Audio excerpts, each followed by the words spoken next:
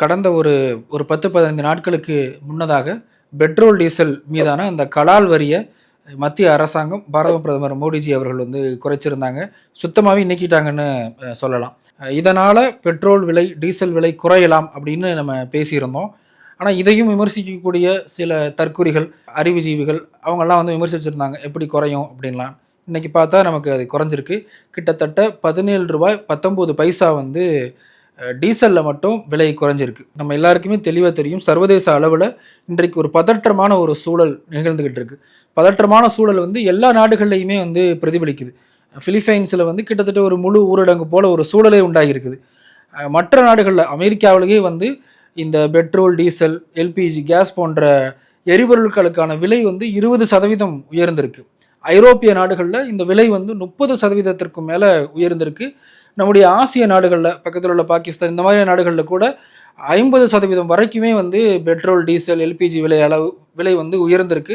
ஆனால் அந்த விலை உயராமல் ஒரு கட்டுக்கோப்புக்குள்ளே நம்முடைய மத்திய அரசாங்கம் வச்சுருந்தாங்க. அதோடு மட்டும் இல்லாமல் தொடர்ந்து மக்களுக்கு எளிய மக்களுக்கு எந்த விதமான பாதிப்பும் வந்துடக்கூடாது அப்படின்னு இந்த எண்ணெய் நிறுவனங்கள், அதாவது பெட்ரோல், டீசல் இந்த நிறுவனங்களுக்கான விதிக்கக்கூடிய எக்ஸைஸ் டியூட்டி, அதாவது அந்த கலால் வரி, அதை ₹13 பெட்ரோலுக்கு இருந்ததை வெறும் ₹3 மாற்றினாங்க. டீசலுக்கு ₹10 இருந்துச்சு, அந்த ₹10 முழுமையாக நீக்கியாச்சு. இது உண்மையிலேயே ஒரு மிகப்பெரிய ஒரு சாதனை தான். ஏன் அப்படின்னா, ஏன்னா இன்றைக்கு போர் நடந்துகிட்டு இருக்கு. ஈரான் அந்த ஹார்முஸ் ஜலசந்தியை அவங்க மூடி வச்சிருக்கிறாங்க. அந்த ஹார்முஸ் நீர் இணைப்பு வழியாக தான் கச்சா எண்ணெய் எல்லா நாடுகளுக்கும் போய்கிட்டு இருக்கு. ஆனால் இந்தியாவிற்கு மட்டும் அவங்க சிறப்பு அனுமதி கொடுத்தாங்க. அது நம்முடைய அரசாங்கத்தினுடைய ராஜதந்திரம் அப்படிங்கிறது அது ஒரு தனி டாபிக். அது தொடர்ந்து நமக்கு மட்டுமே தான் வந்துகிட்டு இருந்தது.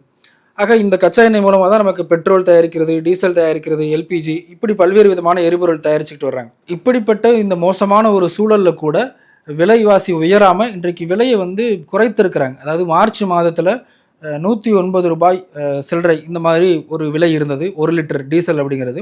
இன்றைக்கு அந்த 1 லிட்டர் டீசல் அப்படிங்கிறது ₹92 குறைஞ்சிருக்கு.